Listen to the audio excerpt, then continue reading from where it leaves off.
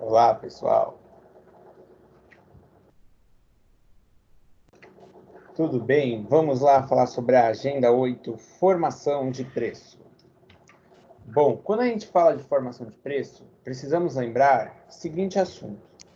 Qualquer empresa que está no mercado e que ela vai entrar para concorrer, e esse é o objetivo de todas as empresas, gerar lucro, gerar competição, ela vai encontrar concorrente praticando as diversas formas de precificação, ou seja, o cara que coloca o preço lá em cima e às vezes o custo dele é igual ao seu, empresa com um custo bem baixo e aí o preço baixo, ou empresa com um custo alto, mas na hora de vender ela vende um preço baixo, porque não tem essa dimensão. Então, o objetivo da Agenda 8, fala sobre a formação de preço, é que você entenda como o preço é formado, estruturado, e aí que você possa aplicar isso na empresa onde você trabalha, ou na sua própria empresa, tá bom?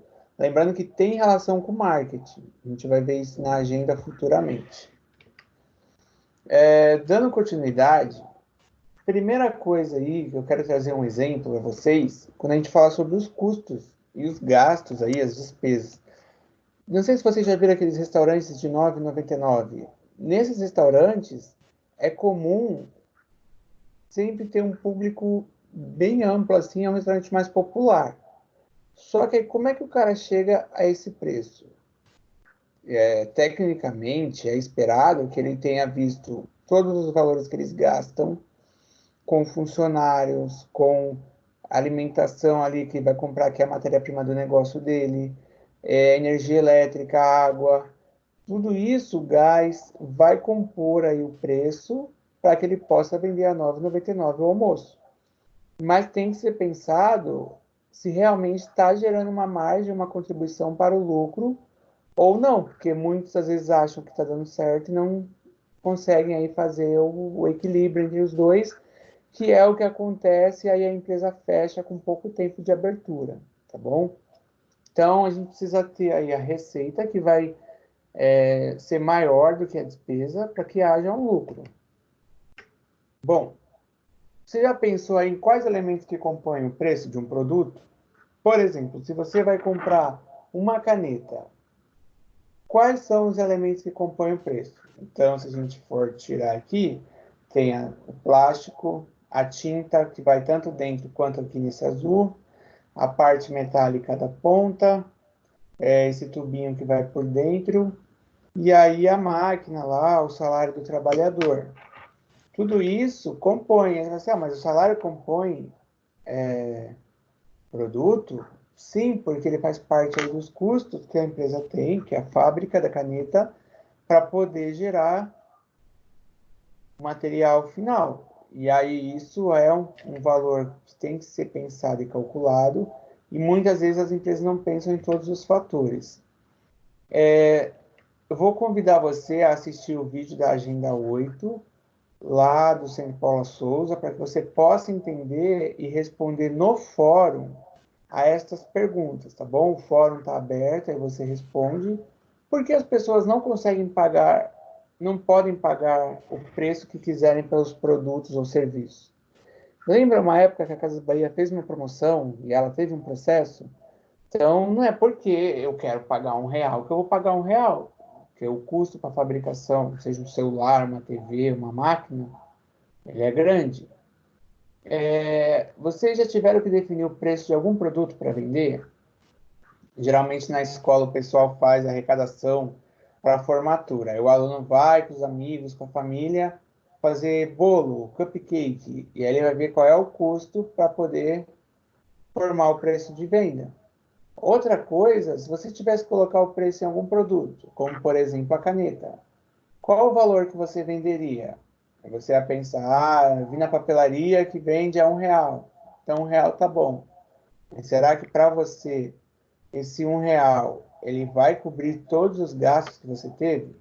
Então também precisa ser pensado. Então, vocês vão assistir o vídeo e vão responder essas perguntas.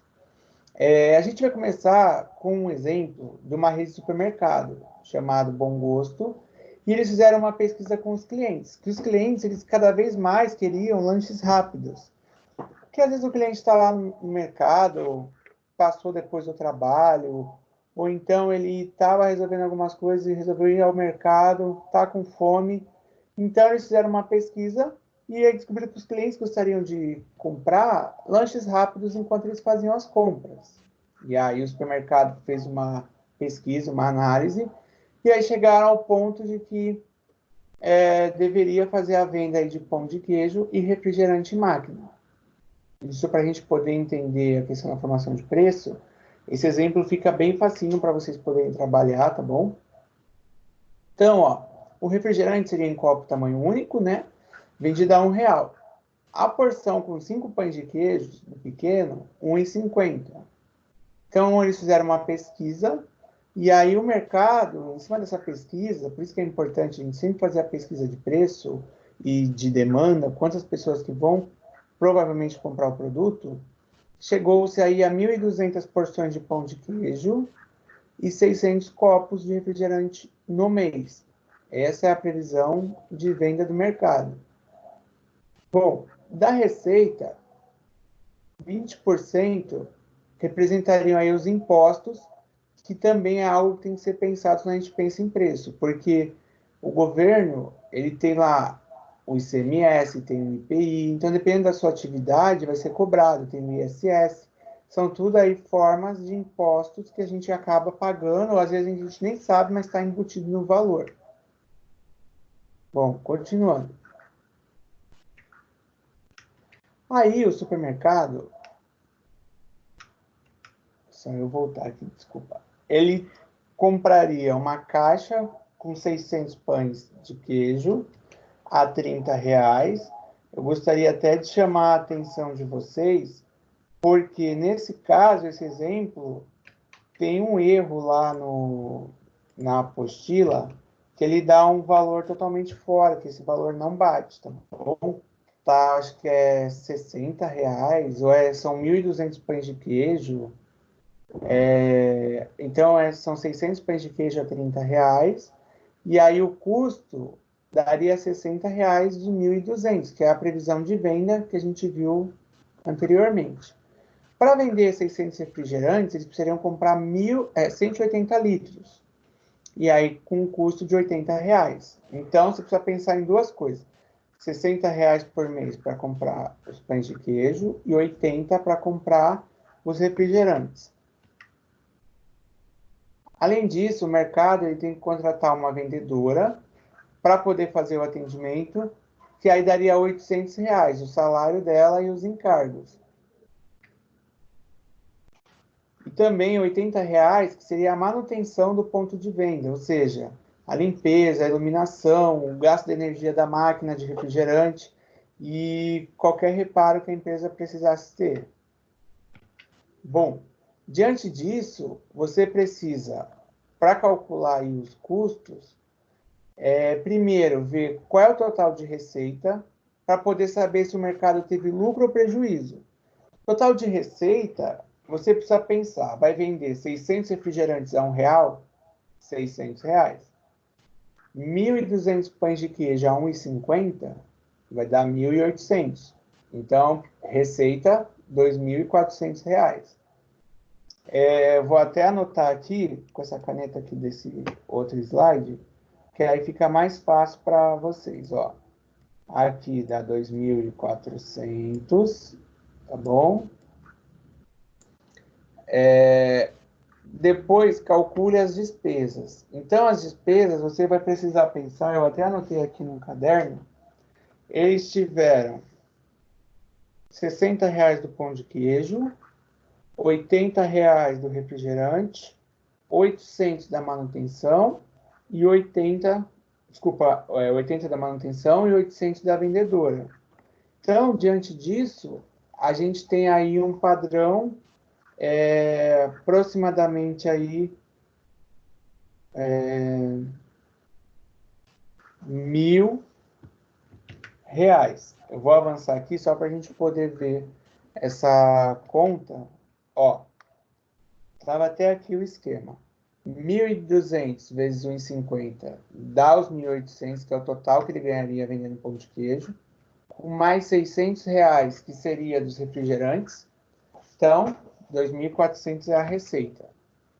As despesas, a gente teria que fazer um outro cálculo, que seria, em cima dos 2.400, o 20% do tributo do imposto, que dá 480, o pão de queijo 60, o refrigerante seria 80, o salário mais o encargo da vendedora R$ 800, e a manutenção aí de venda R$ 80. Então, eu tinha falado 1.000, que era 1.020, mas com mais aí o tributo ou o imposto, foi para R$ 1.500 o valor total desse gasto que eles tiveram. Diante disso, se a gente for fazer aí a dimensão do lucro, né, ganhou 2.400, gastou 1.500, então eles tiveram aí R$ 900 de lucro referente ao pão de queijo e ao refrigerante que vão ser vendidos, tá bom? É muito tranquilo de fazer essa conta, não tem assim muito segredo, porque se você observar, ia vender 1.200 pão de queijo a 1,50, multiplica para ver quanto que ia ganhar. 600 refrigerantes a R$ 1, multiplica para ver quanto ia ganhar e somava os dois. Isso a gente está falando de receita. Lembra que eu falei que receita é diferente do lucro, porque a receita é o total que eu vou ganhar, mas não abatendo aí o valor do quanto eu gastei. Receita é diferente de quanto eu gastei. E já o valor que foi gasto, a gente tem aí a lista com o imposto, o pão de queijo, o refrigerante, a funcionária, a manutenção e os gastos. Então, de novo, aí tem a conta, R$ 900 é o lucro, porque é a diferença dos dois valores. Bom, como que a gente podia fazer, por exemplo, para minimizar aí os gastos ou para otimizar o lucro, para eu ter maior lucratividade? Primeira coisa, precisa pensar nessas perguntas, ó. Gostaria que você analisasse aí com cuidado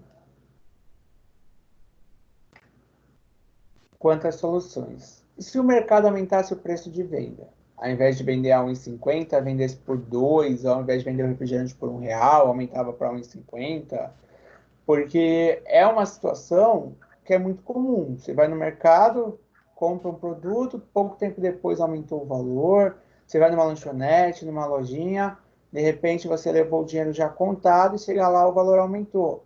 Isso é normal de acontecer. Outra coisa, e se ao invés de ter aí a vendedora, eles colocassem aquelas máquinas automáticas que já dá o pacotinho do pão de queijo e o refrigerante. E aí você insere o dinheiro lá e sairia o seu pedido. Também poderia ser uma opção. Ou e se o mercado diminuísse o preço de forma de atrair o cliente e ganhar mais em volume de venda? Por exemplo, você deve ter visto que tem muitas lojas que adotam preços diferenciados, no sentido de um valor bem baixo. Só que ele ganha um lucro considerável se ele vender bastante, se ele vender 100, 500 unidades. Então, quando a gente fala de diminuir o preço e você vai atrair mais pessoas, você pode ganhar no volume de venda desse item, como também pode ganhar de outro. Vou dar um exemplo que o Extra sempre faz promoção dia de terça ou quarta-feira extra. Aí ele coloca lá o ovo a R$ 6. Só que a pessoa ela não vai comprar só o ovo, ela vai lá no mercado, já está lá, acaba comprando alguma outra coisa, nem que seja um pão, leite, ela compra arroz, e tudo isso vai gerar um valor maior de receita para o mercado. Então ele diminuiu o preço, ele ganhou menos naquele produto, sim, só que ele gerou um volume maior e aí mais pessoas foram comprar. Então, essas três perguntas para você pensar aí poderia ser feito para otimizar o lucro. Bom, pensando em cada uma, ó, se aumentar o preço de venda, é possível, mas a gente pode ter o seguinte problema. Se eu aumento o preço, aquela pessoa que estava disposta a pagar R$ 1,50 no pão de queijo, pode ser que ela não esteja disposta a pagar R$ 2. E ele vai para o concorrente, ou ele para de consumir. Então, também é uma situação. Vai entrar mais dinheiro individualmente cada venda? Sim. mas pode ser que eu perca no montante. Outra coisa, em questão de automatizar a venda, se eu tirar a funcionária e colocar a máquina, eu poderia, mas e aí aquelas pessoas com mais dificuldade para mexer com tecnologia, aquelas pessoas idosas, que geralmente têm dificuldade com máquina, ou então até o funcionário pode ficar com medo, achando que a empresa vai colocar mais dessas máquinas. Porque hoje em dia o pão o padeiro fez, precisa ter alguém para servir. Você coloca uma máquina dessa, aperta lá a quantidade de pães, sai o valor que você tem que pagar e pronto.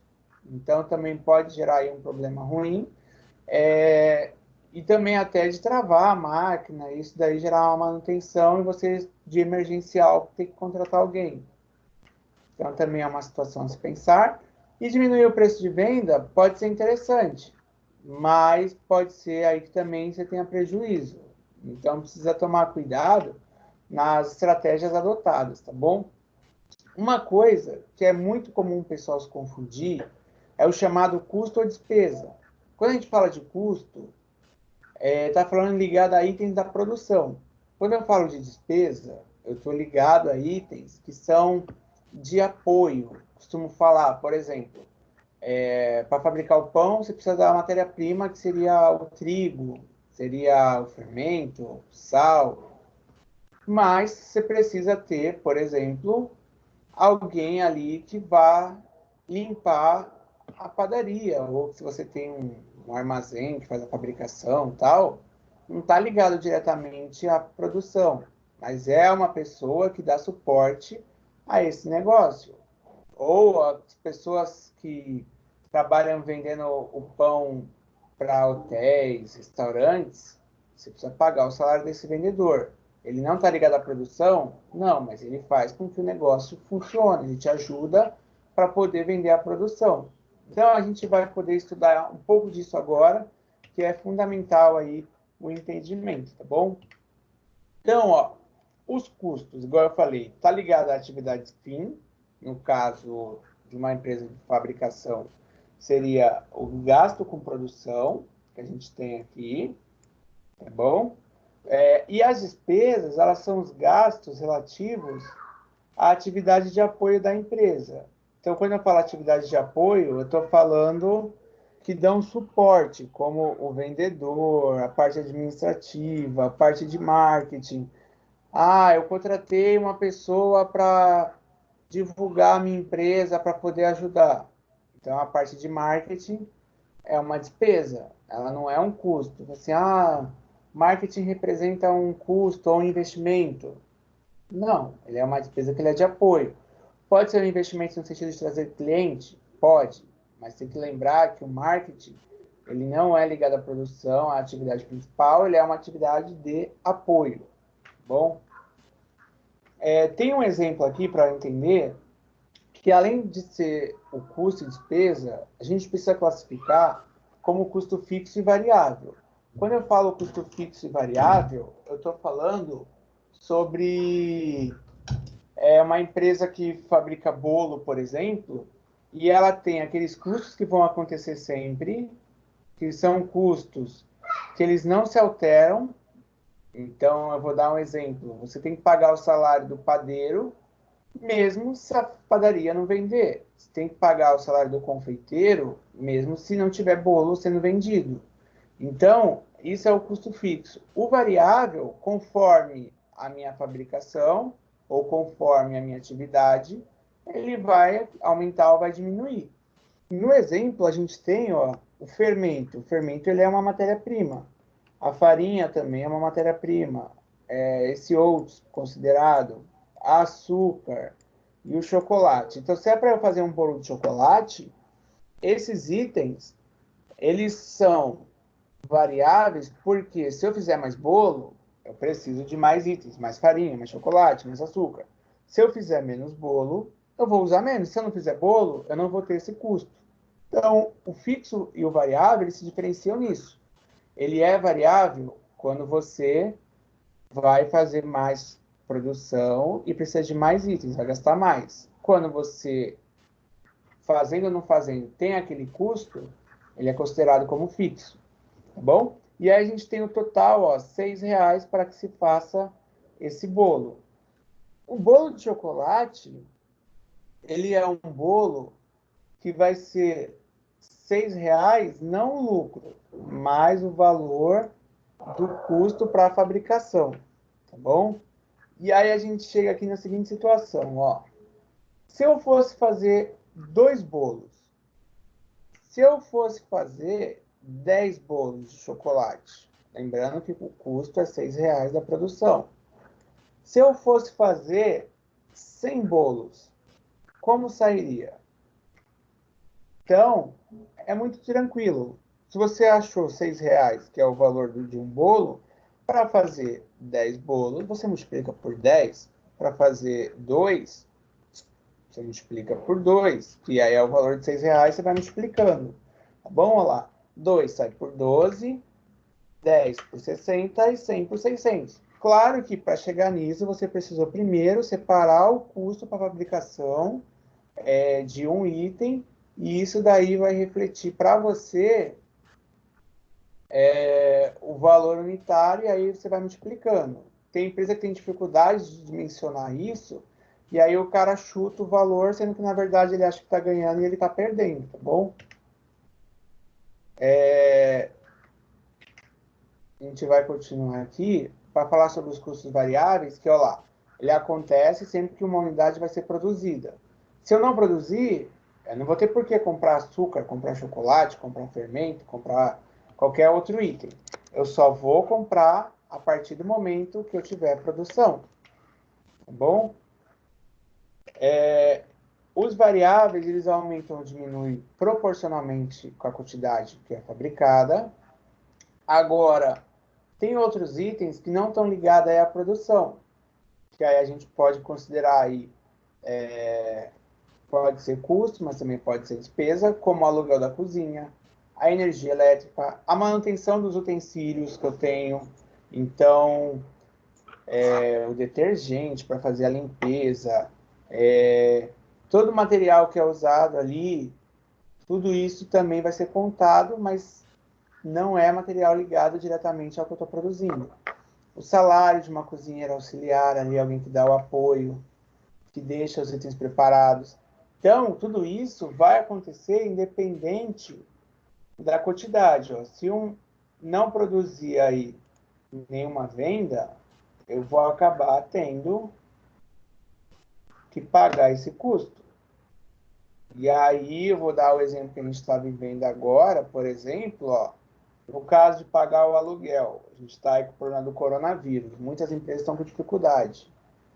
Ela não está prestando serviço, não está vendendo seus itens que vende, mas o aluguel é uma coisa fixa, ele está lá.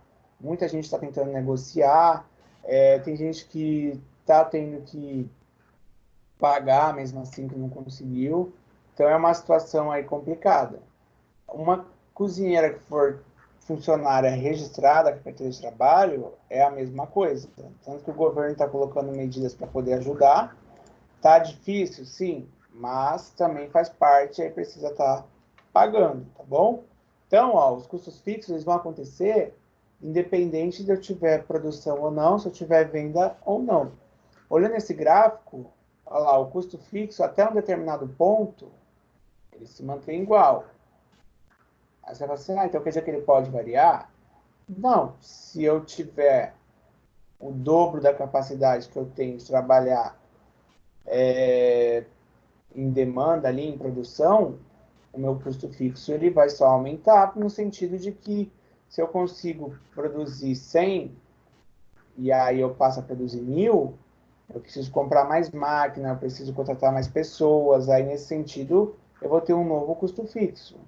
Agora, se eu, com o que eu tenho, consigo produzir tranquilamente, então não vai ter por que ter alteração, tá bom? Mas, ó, o custo fixo, ele não se altera, ele se mantém diante da atividade ali da produção que eu tenho, ou da prestação de serviço também. Se for um exemplo, uma transportadora, uma manicure, também pode ter aí prestação de serviço, tá? E aí aqui tem um exemplo que eu falei da capacidade, se a capacidade for alterada, se eu tiver que colocar o funcionário para trabalhar em mais turnos, isso vai mudar o meu custo fixo, mas aí a empresa ela só vai adequar diante da sua nova realidade, realidade de produção, tá bom? Alguns exemplos aí de fixos e variáveis, ó. Gasto com pessoas, gasto com aluguel, manutenção da fábrica que a gente tem, depreciação das máquinas. Depreciação pode ser um termo que nem todos conheçam, mas quando fala depreciação, a gente está falando de o desgaste ou a perda de valor. Por exemplo, você comprou um carro, comprou uma moto, um mês depois ele já não vale aquele valor que você pagou na loja. Porque a maresia deprecia, o uso, às vezes raspou o carro, bateu, tudo isso vai fazer com que ele perca valor, tá bom? Tudo isso é fixo. E o variável, custo com matéria-prima variável, a embalagem e o transporte do produto. Por quê? A matéria-prima produziu mais, gasta mais. A embalagem, conforme produziu, vou precisar da embalagem para transportar. E o transporte desses produtos também vai se alterar conforme o volume ou a quantidade. Se eu não tiver nenhuma produção, eu não preciso transportar nada. Se a gente fala de um escritório, por exemplo, a conta de água ela não vai variar diante de uma crescente número de clientes. Se é um escritório de advogado, né, porque ele conseguiu um cliente novo que vai gastar mais água. Então, nesse sentido aí, a água ela acaba não entrando, então você precisa analisar o tipo de empresa, tá bom? E aí a gente vai ver um item que é importante, que seria a margem de contribuição. A margem de contribuição, se a gente pegar uma confeitaria, que aí R$ 20 é o valor que ela vende o bolo, não quer dizer que esse R$ 20 é o quanto ela vai ganhar. Porque se para ela fazer o bolo, ó, aquele exemplo do bolo que a gente viu no gráfico, ela gastou R$ 6, então quer dizer que 20 é o valor da venda, 6 é o valor que ela gastou, então R$ 14 é o chamado margem de contribuição, que é aquele valor que ela vendeu menos o quanto ela gastou, tá? Que a margem de contribuição vai entrar para poder chegar no lucro.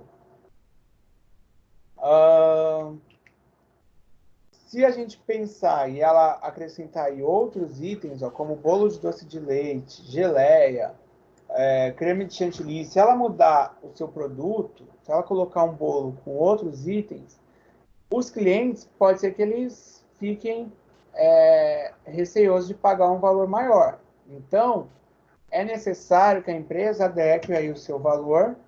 Então, vamos supor que ela vai vender aí a R$ 20 também outros bolos, só que recheados, sem ser o de chocolate. Nesse caso, para a gente entender a margem de contribuição, vamos pegar aqui do princípio ó, que ela gastou R$ 12 para fazer um bolo desse, de morango, doce de leite, com chantilly. Então, se ela vai vender a 20 e ela está gastando 12, a margem de contribuição vai ser R$ 8, porque antes ela gastava 6 para fazer o chocolate, agora ela ganhava 14 de margem. Agora ela ganha 12, ela gasta 12, continua aí vendendo por 20, então ela ganha R$ 8. Isso dá uma diferença. Tem empresa que tem um produto que é o carro-chefe, às vezes faz mais de um determinado porque ele dá um maior retorno, e aí certos itens podem ser os mais procurados, mas tem empresa que pode adotar essa estratégia, tá bom?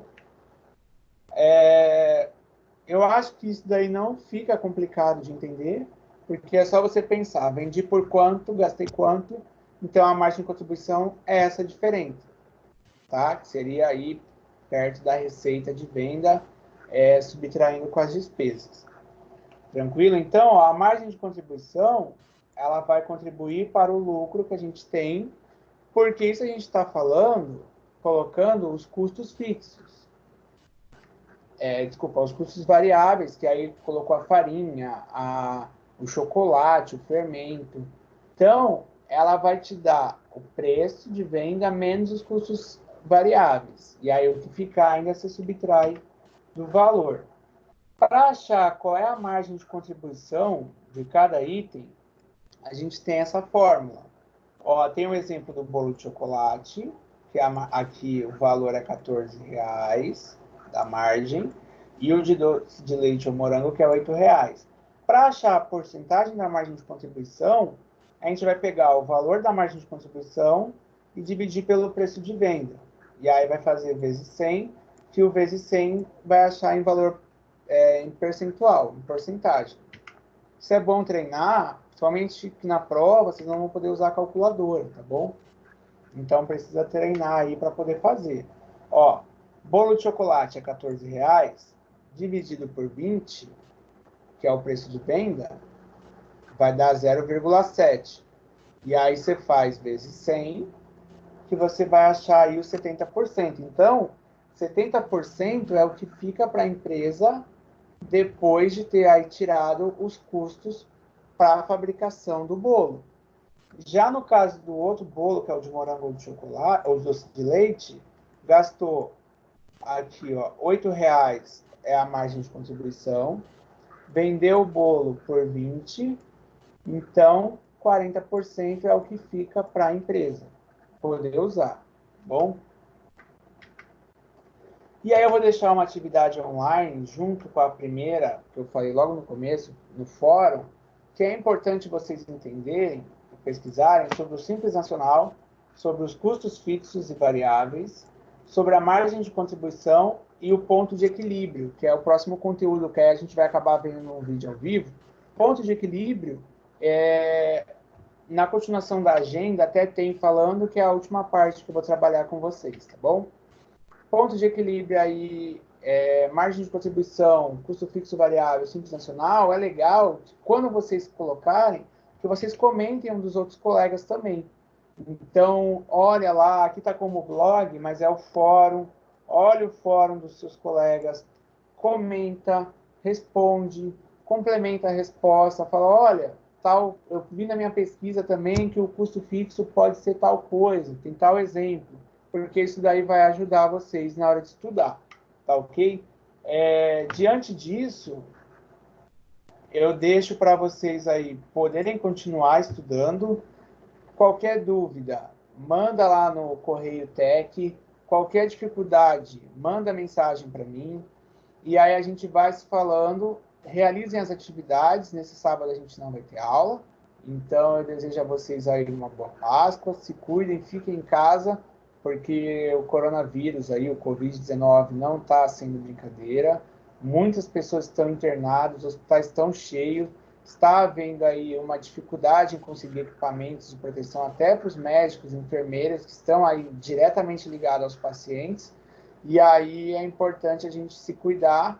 Em breve isso daí vai passar e a gente vai acabar ficando livre e vai acabar retomando a nossa rotina, tá bom?